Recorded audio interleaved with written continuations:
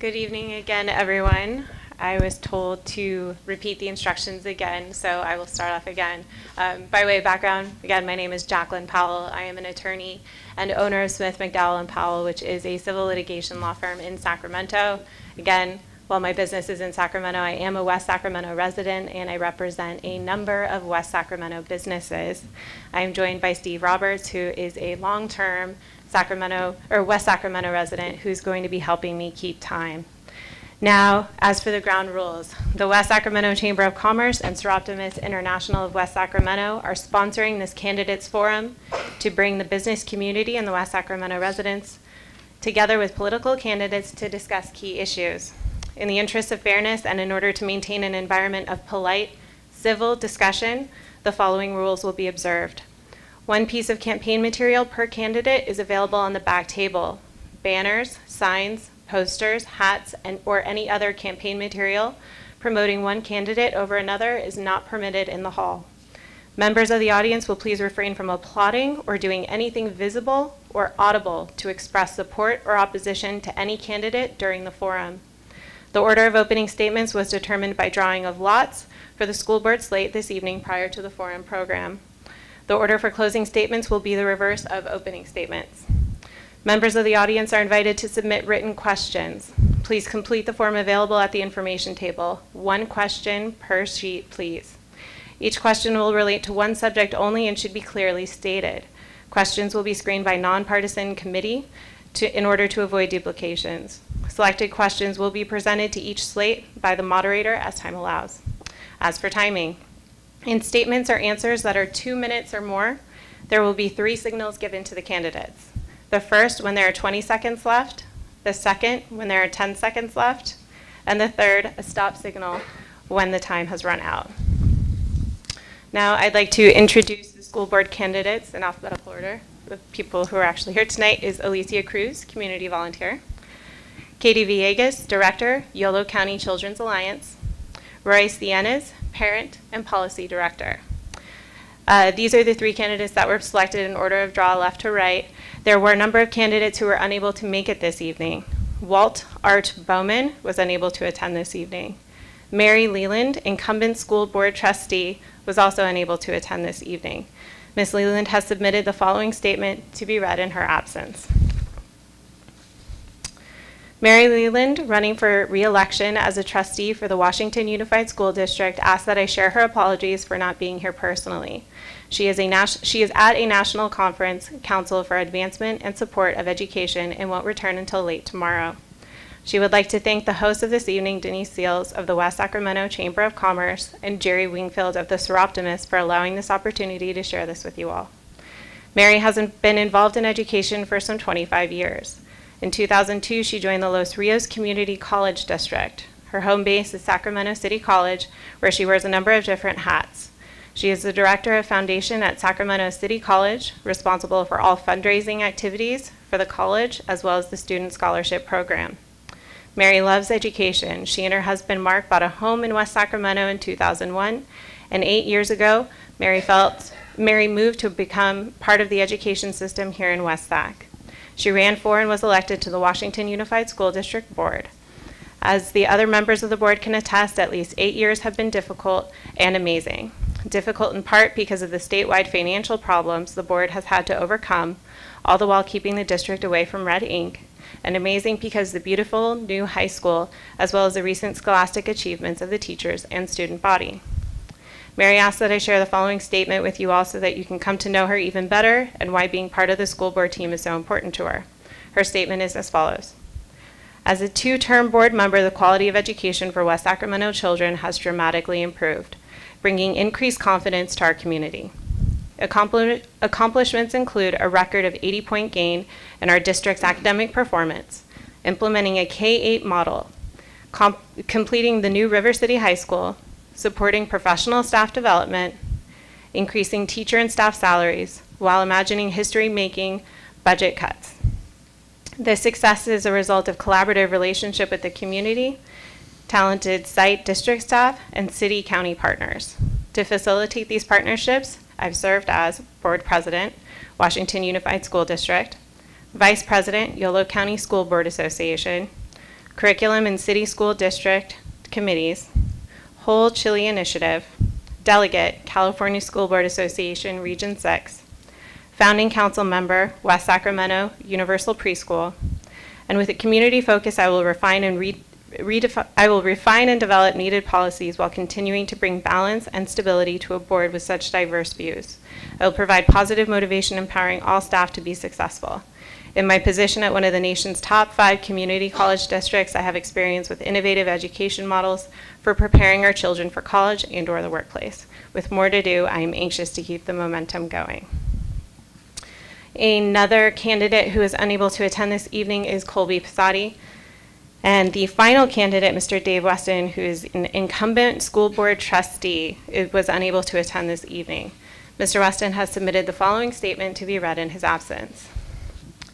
I am trustee, educator, and parent. As 8-year trustee, I've led a major transformation of the Washington Unified School District, new River City High School, K-8 conversions, new curriculum, upgraded facilities, and technology. During my 2-year term presidency, recognized regionally and statewide, the Washington Unified School District addressed the following initiatives. Whole Child, bringing social services to children. Parents' Bill of Rights, empowering parents to make decisions for their child. Better West Sac, partnering with city, regional, and state organizations. I also mandated an increase of 20 API and 800 API standard for each school.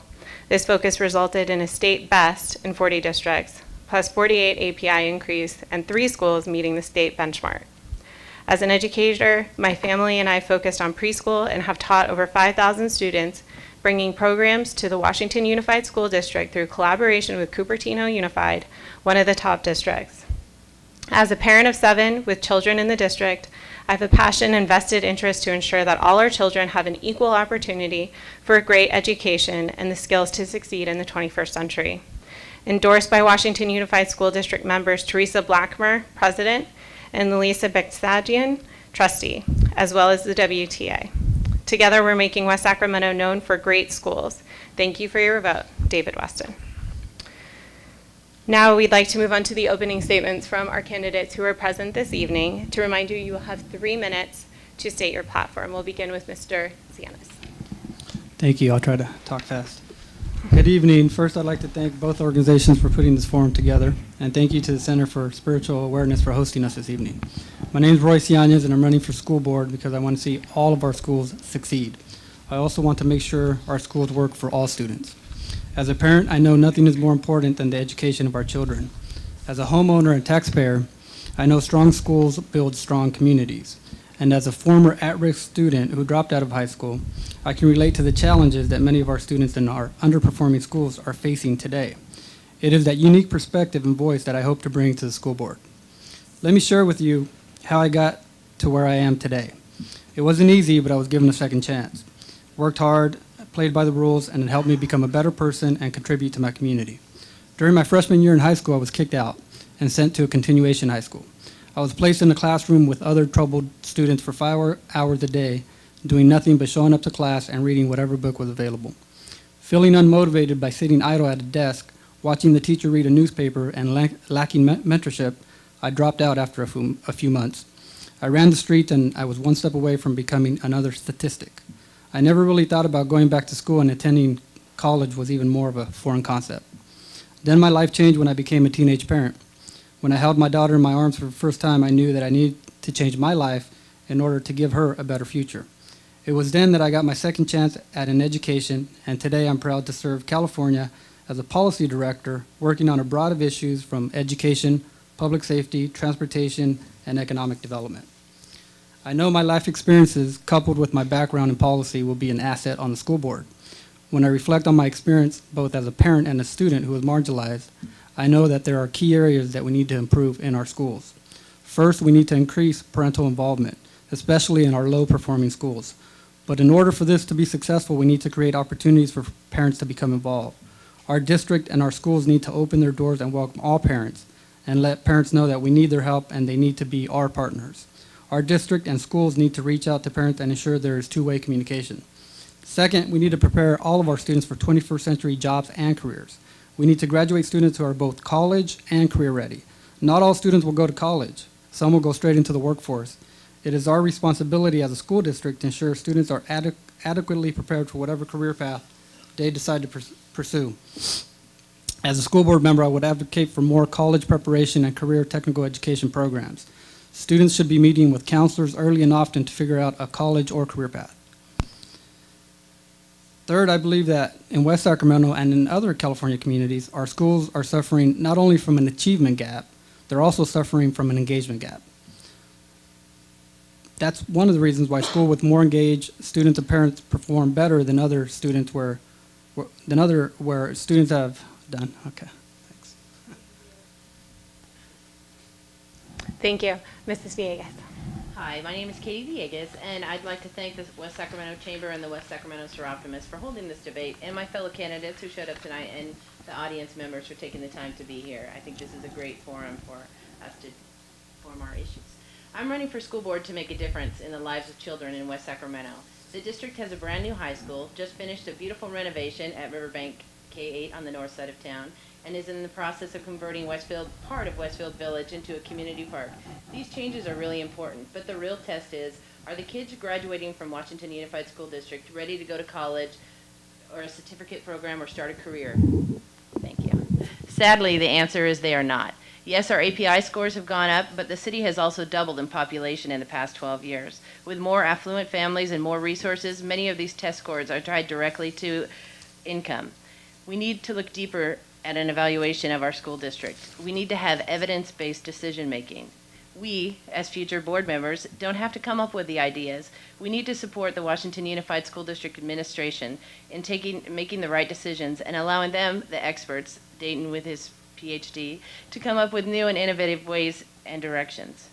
First, we need teachers that teach with enthusiasm and relate topics like English, math, and science to real-world experiences. I was one of those kids who felt I would never, ever use math in my life after school, after high school. Boy, was I wrong. I use my accounting principles that I learned in high school every day in my job at the Children's Alliance. Second, we need students to be excited about school and see opportunities for their future. We need to make their dreams a reality and show them that they can succeed and that they're valued and important. Thirdly, we need our community to take responsibility for the success of the schools. That includes our city, our county, our business community, and community-based organizations. We need everybody to get on board. If we don't, we won't succeed. We need their buy-in so we can collaborate on things like services for families and internships for our kids. Our kids are our future, and education is all about kids. If we make every decision by asking ourselves what is best for the kids, then I think that we're making the best decisions that we can make. Thank you. Thank you. Ms. Cruz. Hello. Again, I'd like to thank the Chamber of Commerce and the Seroptimists for hosting this candidates forum tonight. And I would like to introduce myself a little bit more so you can know who I am. I am a 40-year resident of West Sacramento. I'm married and I have 2 children. One has attended the school district here and she's graduated and she's still working here in the community. My son attends elementary school here in town, and I myself am a graduate of River City High School in the West Sacramento area. I have, first and foremost, I'm a parent. I have been a legal secretary, a paralegal, a private investigator, and more recently a chef. I've graduated from Cordon Bleu. I do work at Sacramento Superior Court. I'm a courtroom clerk. I am the mediator between attorneys and a judge. I swear in witnesses. I swear in juries. And most of all, I'm a fact finder. I am the mediator between the attorneys and the judges. I find the facts. I make sure that the attorneys follow the local rules, the California policies, and then I return them to the judge. I mention this because I think that's part of the school board's job. Being on the school board, I would help find the facts for our kids, our parents, our teachers, and our schools. And I will then make sure our school district follows the standards and the policies also. I think my professional skills has provided ample skills to show that I can do the school board work. Working in the schools, I have volunteered. I am presently a PTA president of Riverbank Elementary. I am the president of the Sacramento County Courtroom Clerks Association, and I am active in the community most of my life. Next week, you're all invited. There's a harvest festival at the Riverbank Elementary where all the schools come together and we put on a great event with vendors and local community people. I want to bring West Sacramento together as a whole and provide quality education for all of our kids equally. Most of you, or people, may think that I'm here running for the school district to represent Broderick and Bright, and that is not true.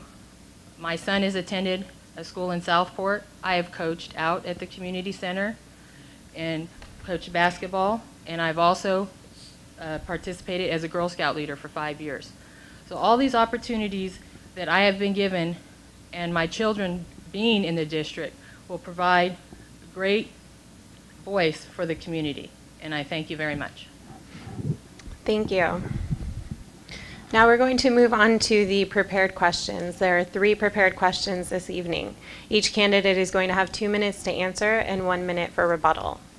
The first question is going to be first directed to Mr. Sanders. 2 years ago at this forum, this same question was asked. To date, there does not appear to be any specific progress. So once again, how do you, as current candidates, suggest this problem be addressed? Given the current economy and high unemployment rate in our community, what are your specific ideas to prepare Washington Unified School District students to be competitive in the workforce? Well, thank you. That's a great question, and you do point out an issue that I've noticed as well. Under the federal yardstick to measure schools,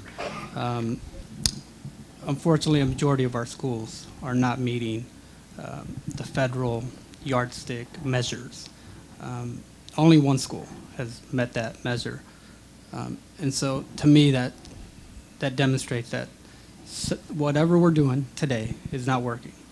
And so we need to take a hard look at what it is that we're doing and figure out why it's not working and do something differently. Yes, it's true that test scores using the state yardstick have increased, and that's a positive thing. But using the federal yardstick, which takes into consideration more than one factor, majority of our schools are still falling behind. Thank you. Ms. Villegas. I think, is it on? Can you hear me? I think we need to see what's working elsewhere and look at other districts with the same demographics that we have and use those lessons learned to bring it back to Washington Unified and see what we can change and implement here locally. I don't think we need to recreate anything different. I think that we just need to look at what we're doing and modify it to make sure that our kids are achieving in math and science.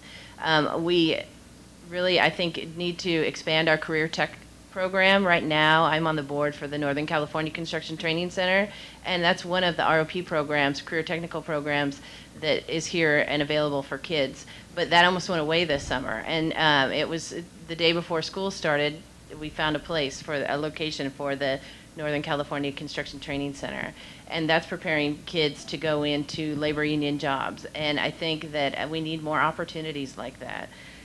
We also need to make sure that it's available to people. Like with NCCT last year, they had to take a bus after school across town to a location that wasn't very amenable, and then they had to get their own ride home. So making it realistic and appropriate and available to our kids. Thanks. Thank you. Ms. Cruz. I think Katie hit a lot of key points. I think a big thing we need to do as parents ourselves, we need to get into the schools and see what our kids are learning so we can offer other opportunities in other areas other than just the school. I know Riverbank Elementary, in their recent remodel, they have a very nice science lab that they didn't have before. So I think going into the schools and seeing what the children want and what would be available in the public would be a great assistance to the whole community. So the parents all a big dilemma in our community is the different languages we do have in our community. So if we could reach all parents, all languages, and offer equally across the board all the opportunities for all the students, I think in the end they're all going to be great employees. They're going to go out. I would like to see them kept in our community. Just like my daughter herself, I've created a monster, and she's here in the community working. So if we could get more programs after school, we could get some guidance counselors maybe in the younger ages, the 6th through 8th grade, to help them with what classes they need. And I think the most important thing is guidance and parent participation. Thank you. Mr. Sanders, you have 1 minute to rebut. I mean, I haven't heard anything that I disagree with, but I think a role of a school board member is to ask the hard questions. If a school is not performing over a number of years, if it's in program improvement status for 3 years, 4 years, you have to ask why. And you know, when I look at the data, I see a lot of schools are in program improvement. And so for multiple years, not just 1 year, 2 year, 3 years. And so we have to ask why. What's not working? What can we do differently? And what should we do differently? Thank you. Ms. Villegas. I too agree with all that's been said up here, but one thing that the Children's Alliance, in my role as a Children's Alliance Executive Director, we've been able to offer basic services to families.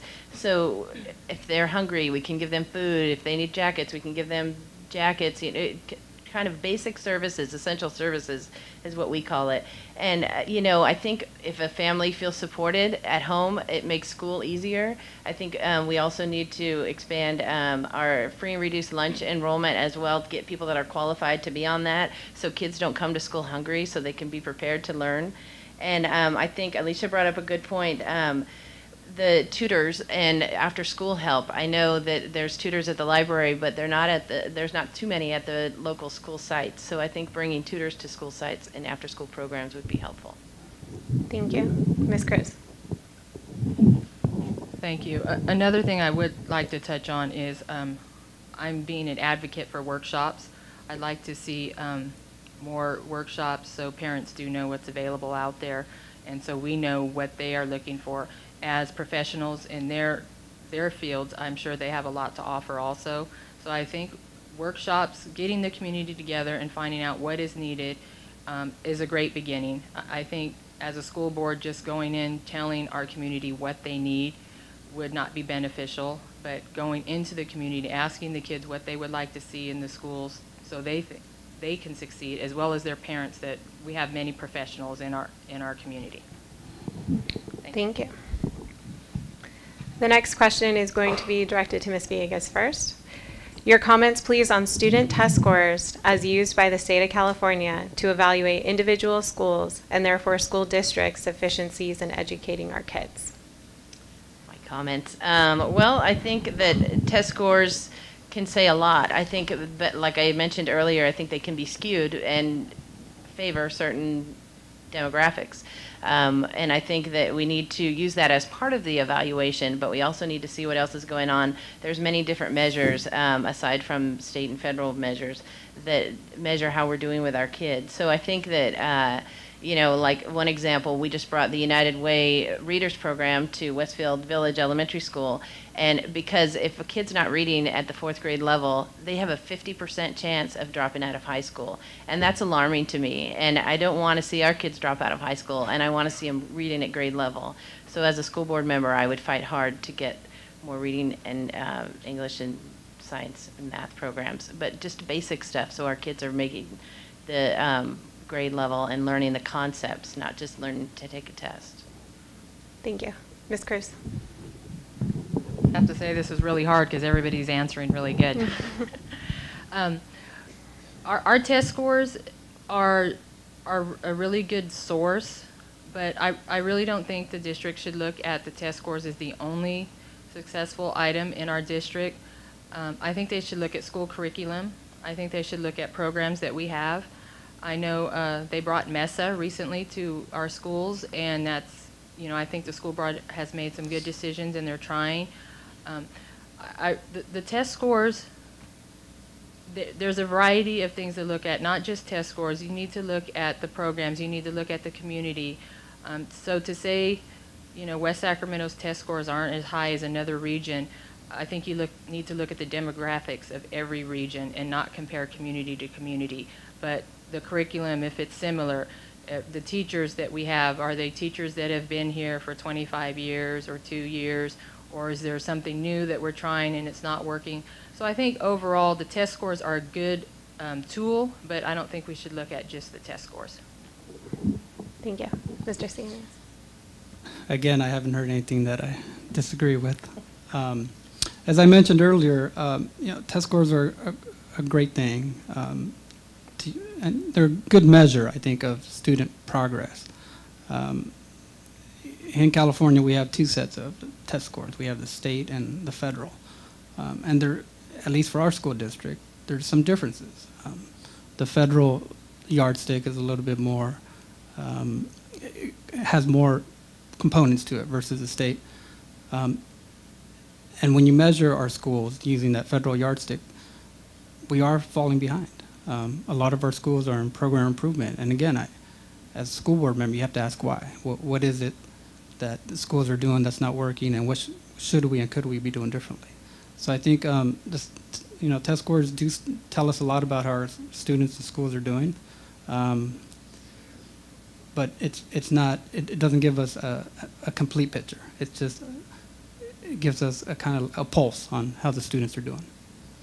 Thank you. Ms. Vegas, 1 minute. I don't think we should let the test scores rule our lives, but I do think we definitely need to pay attention to them. And I know that the API scores have gone up, but some other scores have gone down. And in running for school board, I've been doing some research and learning about different measures on the school district, and it's been fascinating to me to see different measurements on West Sacramento as a city and as a school district. So I would encourage people to do their homework and get out and learn what the school district, how many kids are going on to college, and how many are prepared, how well we're doing on SAT scores. It's eye-opening, and I think that more attention needs to be given to that. Thank you. Ms. Cruz? And I too was going to mention the SAT scores and the API. You think of some students test well, some students freak out on tests and don't do so well. So to just take the test scores of one summer and say, okay, this school district needs help, I think you need to look at the whole picture.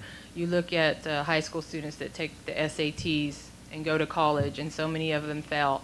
So to just rely on test scores alone is not accurate. We need to get into the schools. We need to see what curriculum is not working. We need to get programs such as MESA, which has been pushed, and I'm really glad that it has, and hope that it does help the API scores. Thank you. Mr. Sanders? I have nothing to add. Thanks. Okay, thank you.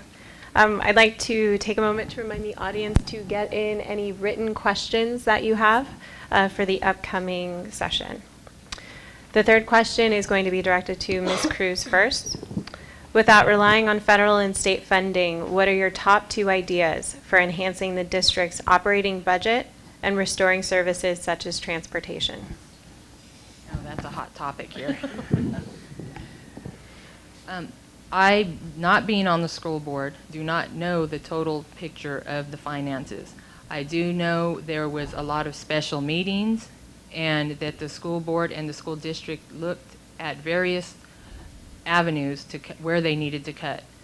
I know sports was on there, I know transportation was on there, and I know the school board had a hard decision to make to cut transportation.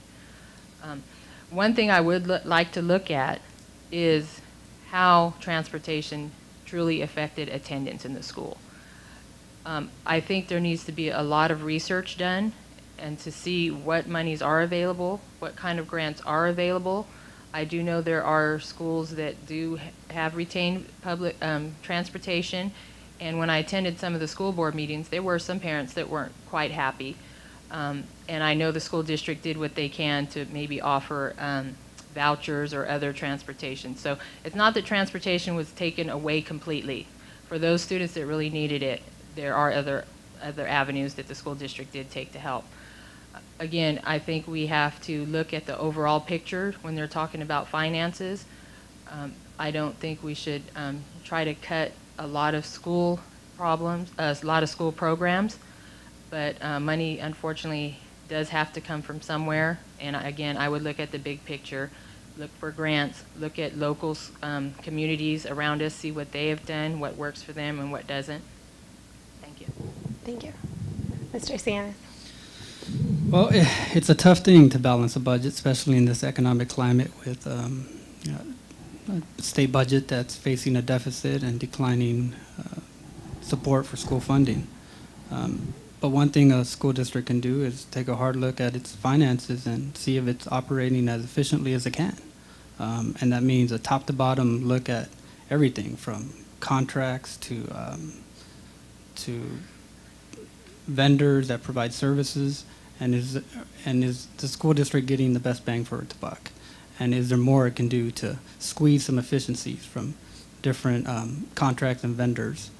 And then beyond that, applying for different funding sources, private grants, partnering with local agencies or local governments to run an innovative program in school.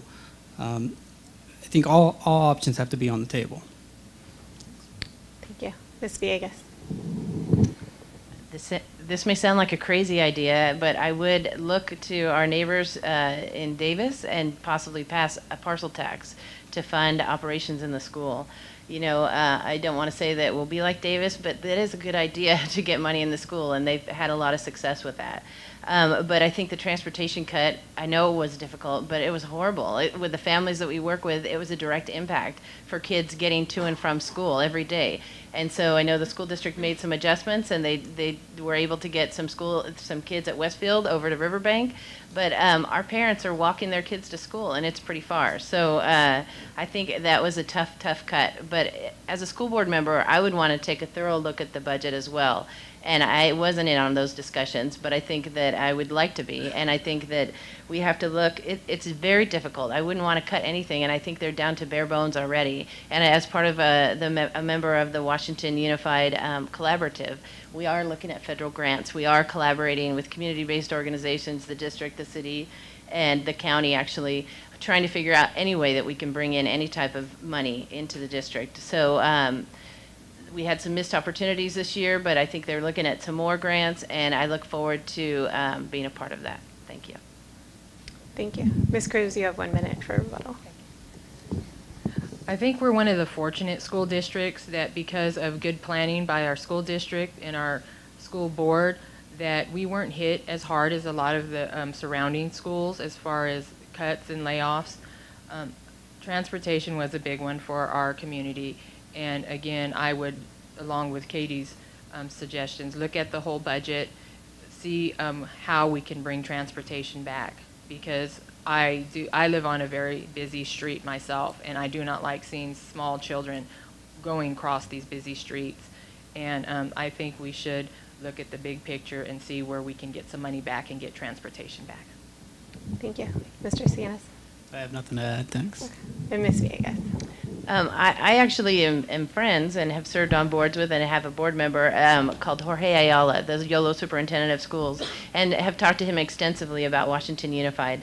And, Jorge always says Washington Unified is the best financially managed school district in all of Yolo County. And I think that is due to the excellent superintendent that we have and then the board. They've been pretty financially sound so far. We didn't have the layoffs that other district had. But I think we also, bringing transportation back would be a huge thing for me. And maybe an idea would be to work with the Yolo County Transportation District, trying to bring in some public type of bus service. I'm not sure, but maybe getting that as an option might be something we want to look at. Thank you. Thank you. Now we will be moving on to the written questions from the audience, which I think are still being put together. But in the meantime, what this section is going to entail is I'm going to read the questioner's name and the question. If the question is addressed to all candidates, you will each have 2 minutes to respond and 1 minute to rebut. If the question is directed only to one candidate, that candidate will have 2 minutes to respond, the remaining candidates will have 1 minute, and the original candidate will have 30 seconds to rebut. We will begin in the same order with Mr. Sienez as soon as we have the questions prepared.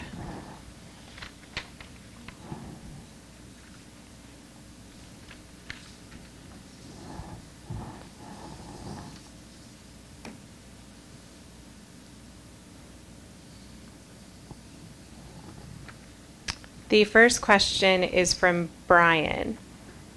And the question is, do you have any ideas about how to bring creative, family-oriented fundraisers to support unfunded activities? That's kind of interesting. All right. Can you read the question one more time? I just want to make sure I understand it correctly. The question is, do you have any ideas about how to bring creative, family-oriented fundraisers to support unfunded activities? Creative, okay. You know, I guess I look back on my experience when I was in school, and we would have bake sales, fundraisers. So I'm guessing that's one idea. Yeah, I don't have any other suggestions. Sorry. Thank you. Ms. Villegas.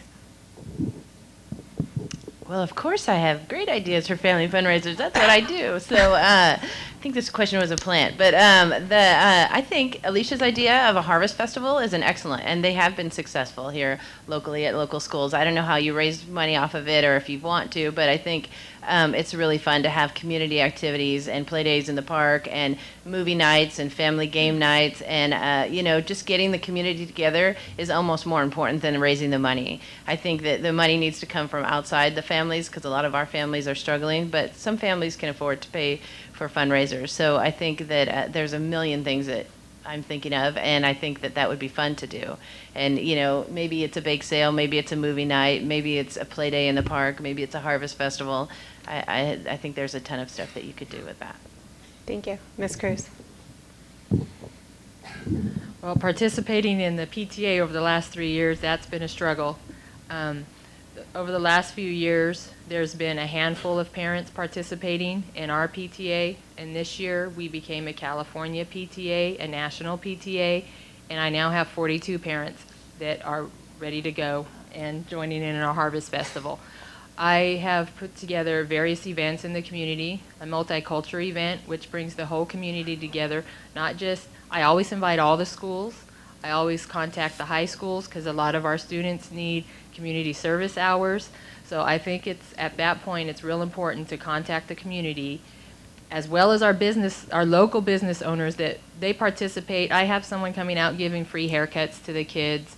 So not necessarily bringing a lot of money, but some free activities for families to enjoy. But I think it's real important that we go to our local business owners too, and our local churches and other agencies that want to come in and provide more money to, such as I know T-shirts for sports are a big thing.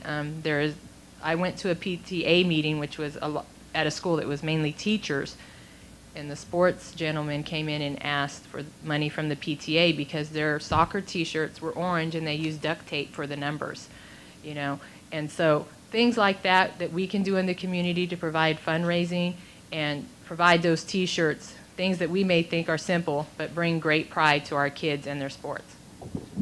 Thank you. Mr. Sienna? Yeah, I mean, those are great ideas. Thank you for sharing those ideas. But, we know a lot of families may be struggling, especially with the downturn in the economy and individuals losing their homes, a lot of folks out of jobs. And so, we got to get creative when we're thinking of different ways to raise money for schools and support programs. And so absolutely reaching out to the local businesses and asking them to help out during a time when there's a need, I think is a good approach. Ms. Villegas. Well, I forgot one thing that we do in the community. For the past 6 years now, we've done the Community Giveaway Day where we serve 400 families with food, clothing, blankets, handmade blankets, and all kinds of good stuff on the Saturday before Thanksgiving at Westfield every year. And that is where the businesses in our local community, the grocery outlet, many of their agency or businesses in our community donate to that to provide things to our families. And it's an incredible day. If anybody wants to volunteer and do good work, it's just an incredible day. But another way to raise money in the district is a snack bar at the River City, and that does very, very well. And I think that I know the Boosters Club has used that money to reinvest back into the sports community. But I think I'd love to look at new ways to find more money to bring into the community through that. Thank you. Ms. Cruz. I forgot about this, and the president of the BB Can will probably tell me later, but we do have a wonderful association that I am a board member of. It's a Brighton Broderick Community Action Network that does a lot of things throughout the community and goes out to help nonprofits in the area, such as schools looking for help if it's advertising for Slide Park or advertising for fundraising for their field trips. So there are nonprofits in our area that are also available to us, and I think if we get good relationships and friendships with them as a whole, we can all come together and make, our education experience for our kids they will have a great pride for our schools in our area. Thank you. The next question is going to be directed to Ms. Villegas first. And it's actually a repeat question from the previous forum from Pat Flint regarding conflicts of interest. Do you anticipate any conflicts of interest if elected to office? No, I don't. I think if that situation arises, that I would consult with the district attorney and make sure that I wasn't in any conflict of interest. That I think that is an interesting question, and I think that we should be aware of that. As any board that you serve on, you should make sure that you're not in have any conflicts of interest in anything that you do. But I would be checking that, and I think I would take the advice of the legal attorneys to make sure that that wasn't happening. Ms. Cruz. Yes, I think all of us are in other associations up here. So when certain things arise in the school board, such as where I work, the judges know many people, the judges know many attorneys, so they have to recuse themselves. So I think if it comes to a point where a board member votes on something and they have their hand in it in another version, they should, be professional and recuse themselves. And that's what I intend to do if something arises and I am, for instance, if there's a big debate about something going on at Riverbank Elementary and it has to do with PTA or something, I would have to step back and recuse myself so it could be a fair and just vote. Thank you. Mr. Cianis. As a legislative employee, I'm very familiar with conflict of interest. I'm required to fill out a Form 700. So absolutely, I don't see a conflict of interest, and I'm very familiar with the rules and the restrictions. Thank you. Ms. Villegas, one more minute. Ms. Cruz? Okay. Are there any more questions? Okay. We will now move on to closing statements. As I said at the beginning of the forum, you will each have 2 minutes in reverse order to begin. Just as a reminder, closing statements should not include any charges or attacks against another candidate that have not been previously raised during the forum, although I don't expect that to be a problem here. Ms. Cruz, if you can begin. First of all, I'd like to thank everyone for coming out tonight. And I want you to know when you go to the polls, I want you to remember me as someone that cares. I care about our community, I care about our children, and I care about our schools.